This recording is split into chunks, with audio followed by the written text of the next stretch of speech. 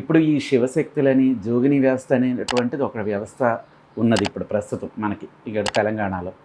అయితే అసలు ఈ వ్యవస్థ ఎప్పుడు పుట్టింది? ఎక్కడి నుంచి వచ్చింది అసలు ఈ వ్యవస్థ? ఈ అమ్మవారు జోగిని అయినా సరే, ఇంకోటి శివసత్య అయినా సరే, అమ్మవారు రేణుకెళ్ళమ్మ సమయంలోనే జమదగ్ని మహాముని, రేణుకా ఎల్లమ్మ దేవి వాళ్ళ పుత్రుడు పరశురాముడు సమయంలో నుంచి ఈ శిగం అనేది స్టార్ట్ అయింది.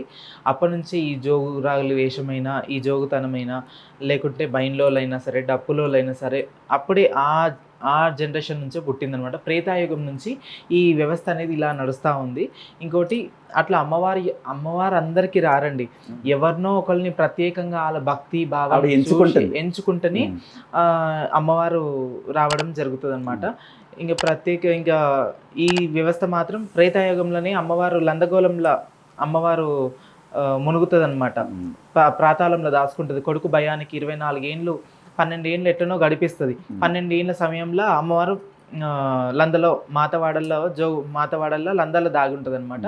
ఆ దాగున్న సమయంలో పరశురాముడు ఏం చేస్తాడంటే, అమ్మవారు ఎక్కడుంది, మా అమ్మ ఎల్లమ్మ ఎక్కడుంది అని చెప్పి అరిచేతి అంజనం వేసుకొని, దివ్య తపస్సు గల్లవాడు పరశురాముడు.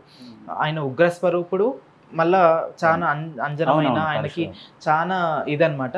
అప్పుడు అమ్మవారిని చూస్తే లందలో దాగుంది. ఈ లందలో దాగున్న అమ్మవారిని ఎట్లా తీసుకురావాలి బయటికి అని చెప్పి ఆయన బైన్ల వేషం కడతాడు. చెల్ల సిరియాల గౌరమ్మకేమో జోగురాల వేషం కట్టి, అప్పుడు శివసత్య ఆమెకి ఒళ్ళు నిడిపించి అమ్మవారిని వేడుకొని, అప్పుడు అమ్మవారిని ఆమె లోపల రప్పించి ఆమె చూపిస్తుంది అనమాట దారి. ఇక్కడ పలానా జాగలు ఉందని చెప్పి ఈ శివసత్తి పోయి ఆ లందకాడికి పోయి, అమ్మ ఇక నేను ఇక్కడనే ఉన్నా అన్నట్టు తెలియజెప్తుంది అనమాట.